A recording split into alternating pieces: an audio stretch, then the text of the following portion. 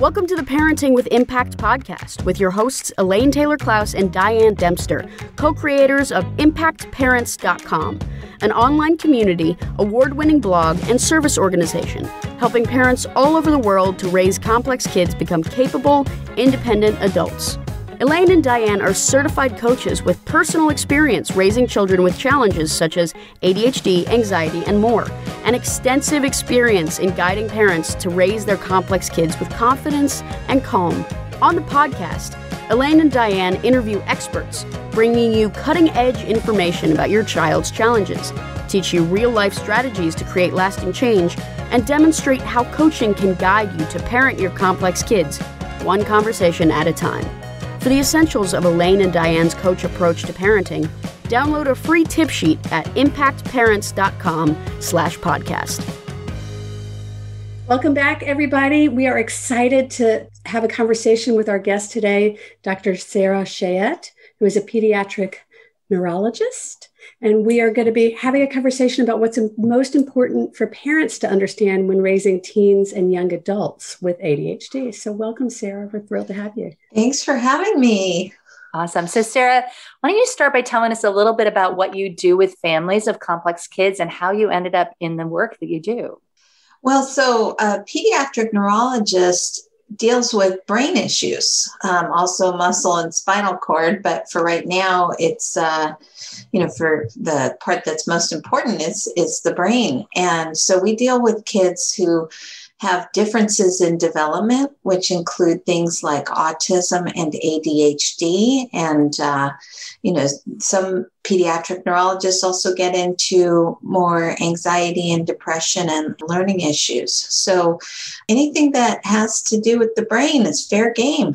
Awesome. And how did you end up doing this work? What was part of your path? It's actually kind of interesting. I came to think about ADHD in the context of difficult headache patients. So I had a couple of teens who had these headaches that just were constant and would not go away.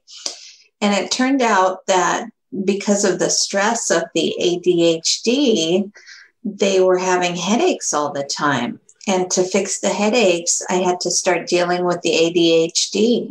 And so, most of my ADHD patients do not have headaches, but that's how I started, because one of the things that pediatric neurologists treat is headaches.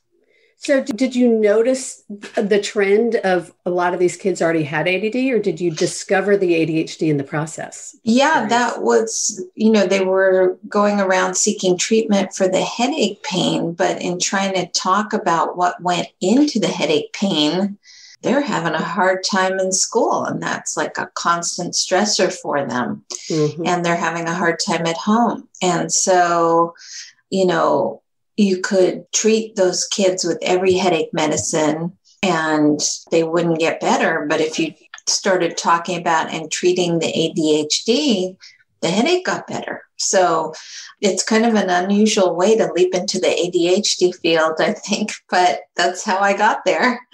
That's fabulous. Yeah, well, and I think that's probably true in a lot of arenas with ADHD, that when you treat the underlying ADHD, all kinds of other things probably get better. I know for me, my anxiety got so much better. Anxiety is huge. Sometimes it's hard to know whether the difficulty in concentrating is from ADHD or from anxiety. Oftentimes it's both. Sometimes it's mostly anxiety.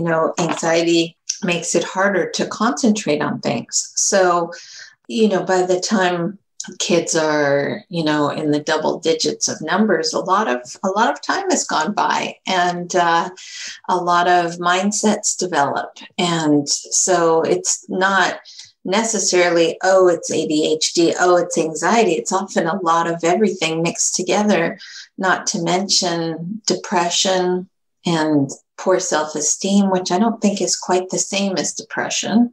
Yeah. And sleep issues too. Yeah. All of which we hear from parents all the time. Right. Yeah. I want to check in with you, because I often say to parents, I want to check and see if I'm accurate. I often say, when you have ADHD that's not being treated, you can't get yourself to do what the world expects you to do, and that's going to make you anxious. And over time, that will often lead to depression. Does that sort of sequence make sense to you? Yes, I don't know if it's quite so sequential. It's, I guess I don't think of it. That's valid. Let me start by saying that. Okay. But some people respond differently. Some people respond more depressed / self-esteem than anxious. We all have different tendencies. So I can't necessarily say that the sequence is reliable, but all of those things can happen and can go together depending on how you're built. And it's, when we study what to do, it's like we read the ADHD chapter and we have the ADHD medications, and we read the anxiety chapter and we have the anxiety medicines, but it's often not so easy to, parse people out in these little labels. Well, and what's coming up for me is one of the things we like to talk about is like, what are parents missing? What is the things that parents need to understand better in order to identify when is anxious okay? When is it ADHD? When does it get to be a troublesome enough that you should do something about it? That sort of thing. Yeah. And, I'm excited to be on the podcast today because sometimes when people come to my office, like all this has been going on for a long, long time. Yeah. And these patterns have been just sort of sewn into the relationship. And so sometimes I'm like the mop up crew trying to, or whatever, putting out the fire after it's already become an inferno, I think that's more apt. How you feel. Yes. I bet totally you do. Get to that. I bet you do. So, I think that's why I started to do the book writing. It's like, I'd like to talk to people before they come seek out help, because by that time it's often difficult. So that's a common question that we get from parents. So, we work with parents. We often say, we used to say 4 to 24. Now we say 3 to 33, right? Because we're getting a lot of parents, young adults. And oftentimes after the kids are about 10, the parents are worried it's too late. 10 or 12, certainly past puberty. They come in with this story. They're telling themselves that it's too late, that they've missed the boat. And you're really here talking about teens and young adults. So let me start by asking a yes or no question. Is it too late? Of course not. Great. Never. Let's talk about that a little bit. I have adult patients who are remaking their lives as 50-year-olds. So it's only too late if you say it's too late. It's never too early to begin, and it's never too late to keep working at it, I guess is what I'm trying to say. Like, life is a process. So if you're starting, let's say after puberty, right? Or once you've got some infernos in place, it's been going on a long time and hasn't yet been well addressed. What do parents need to understand to begin to shift their mindset to one where they're able to support? So, I think the main thing is that, a school year is going to come and go, and grades are going to come and go. You'll get the grades or you won't get the grades, but you can't do anything for your kid unless you can make a connection with your kid. So to get your kid from point A, wherever their point A is, to point B, which is where you're kind of envisioning you want to be, you got to start at point A. And I think sometimes the best thing you can do with the kid is take the kid out for ice cream. Just sit there and eat ice cream. And not talk about school. Not even talk about anything if you don't want to. Just sit there and eat the ice cream. That sounds good to me. You know what? There are days, right? So, just sort of finding a way to make a connection in a non-threatening, I'm not trying to change you way. Whatever, it doesn't have to be ice cream. You could do a walk or whatever. I just think it's easier to talk people into sitting and eating ice cream than pretty much anything I can think of. So, the connection is the important thing.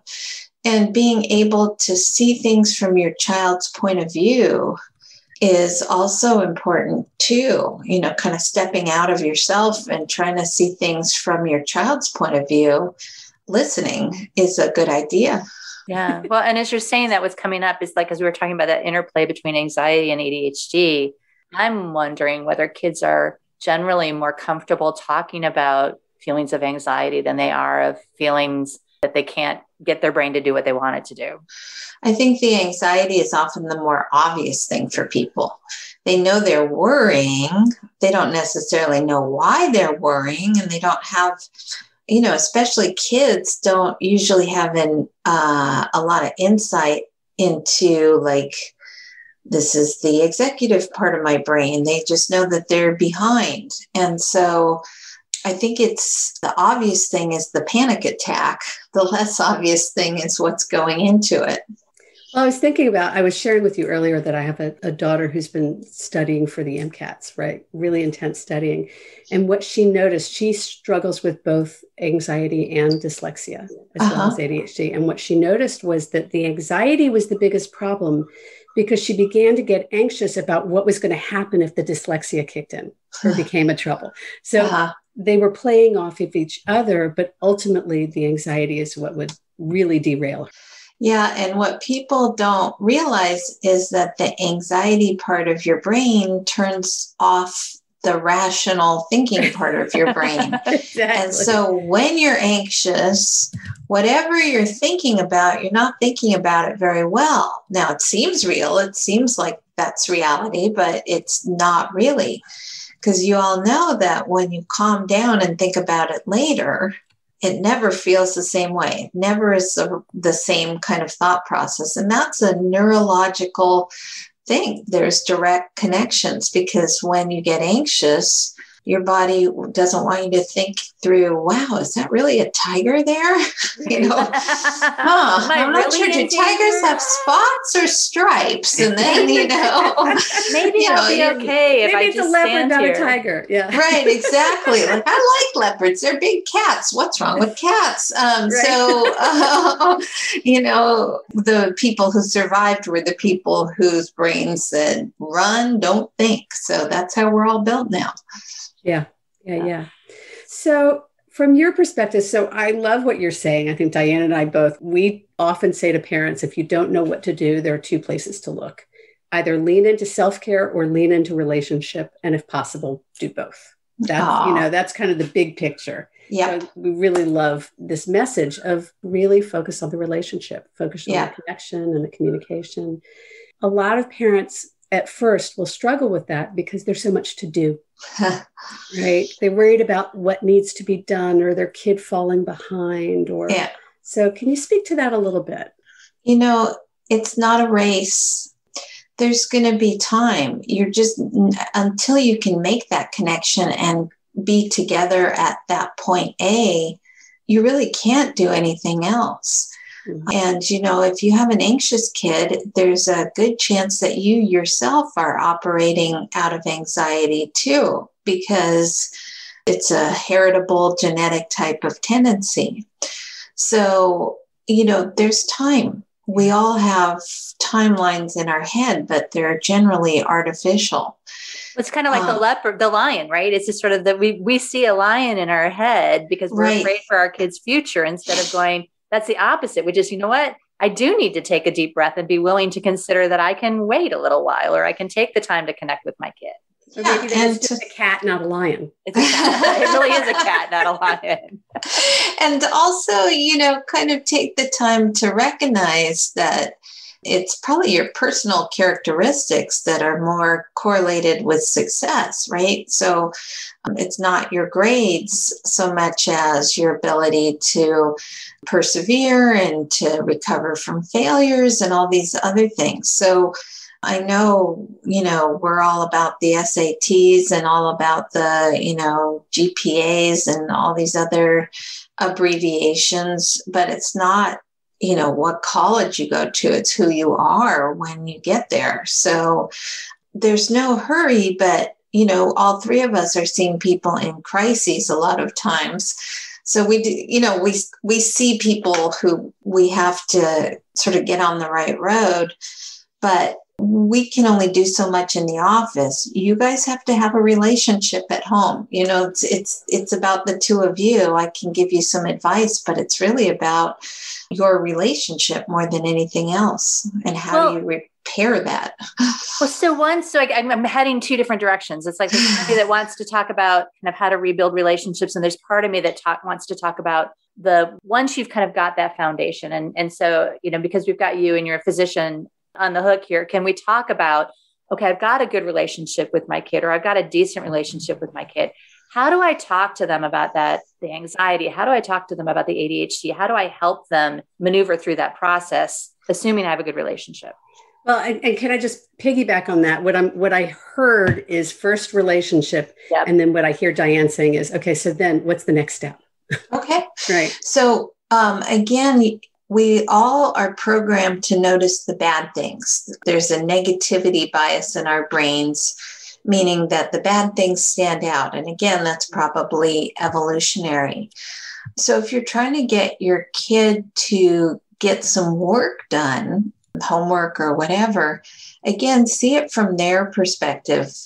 I have a lot of parents of 8-year-olds telling me, that kid just wants to finish it quickly and doesn't care the quality of the work. Like, yeah, of course. I mean, if you were 8 and 4 years ago, you were just playing with Play-Doh and nobody said, oh, you like Play-Doh? Do Play-Doh. And then you like whatever coloring, do coloring. If you don't like doing this, you don't have to do that. And then all of a sudden they're 5, 6, 7, 8, and people are handing them stuff. They're like, what is this? And I don't want to do it. So forget it. Can you blame them? Right. Not really. So, you know, the stuff that's obvious to parents, which is like people who try their best are good people and try harder, you know, like these are not things that is natural or obvious to a littler kid.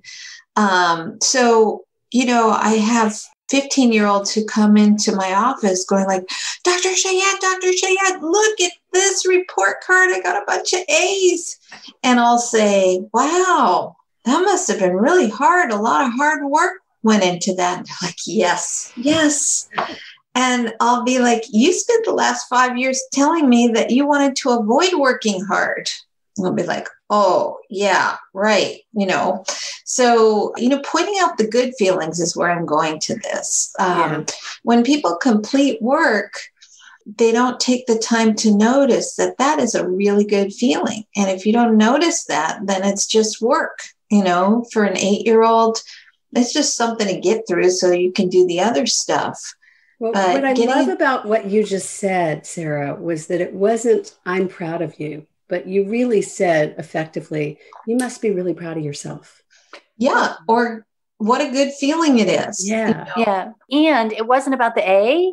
It was about the work, right? It's not about the work. It's about the feeling is what I would say.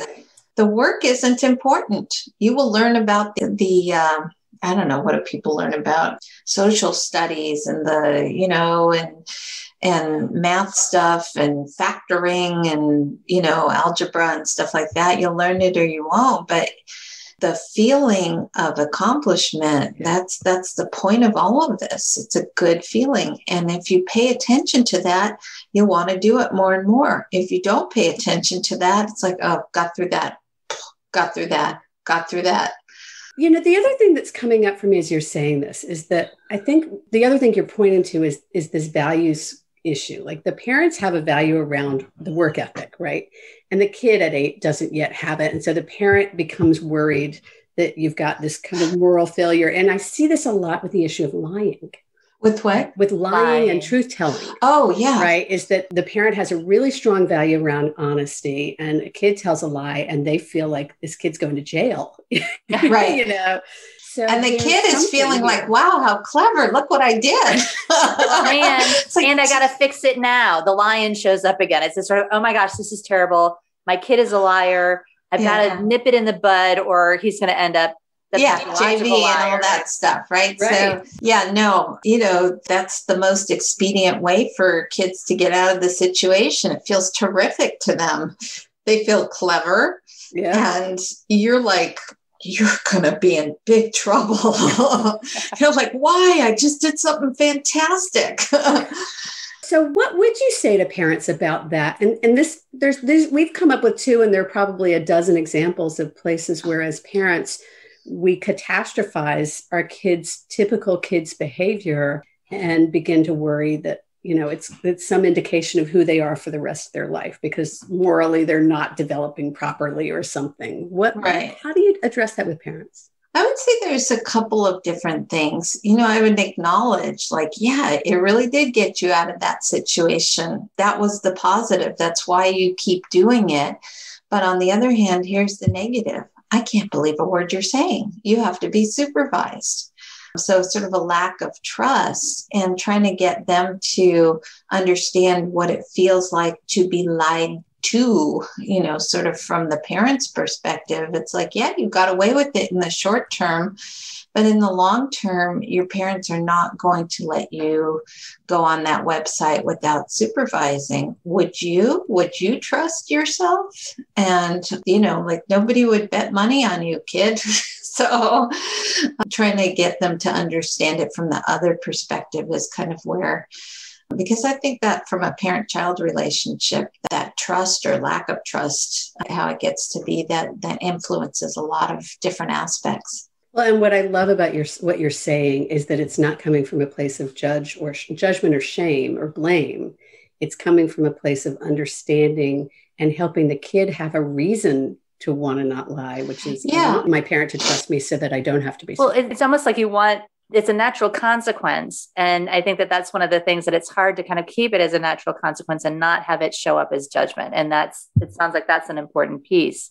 It goes back to that relationship and the trust. I think so. I never thought about it that way. But in general, the best motivation is one that comes from you, not from a fear of a consequence of my parents will catch me or somebody will catch me, because that just drives me to try to be more clever. You know what I mean? Yep. Try to get around it better, cover my tracks. So I think the self-motivation is what we're trying to build, right? Because when the parents go away at college time, or whenever it's going to be, you really have to have that motivation within yourself.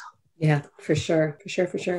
So I think what I'm hearing you saying is that parents can really have a more powerful impact on their kids by letting go of all the doing stuff and really focusing on being in relationship and cultivating relationship. And also in helping the kids find their own motivation instead of, some external. Anything else? Most of the time, parents will talk down to younger kids at some level. They're trying to parent, they're trying to tell them, they may be playing their own parent tapes in their head, how they themselves were parented. But if you let a kid talk, the kid will often be pretty insightful as to what's going on in their head, and trying to figure out, really how they're thinking depends on a lot of listening. I'm a big proponent of giving kids responsibilities. I guess this is all part of, respecting the kid as a person. So I think it is important for parents to lead the kids and tell them, things that they should do and give them responsibility. But part of that is not talking down to them, but talking to them, not necessarily like an equal, but valuing what they have to say and making sure that that's part of the interchange. We all have to tell our kids to pick up things, and there will always be those things coming out of your mouth. But asking the kids, what do you think about what the dynamic is here? What do you think about how you're doing?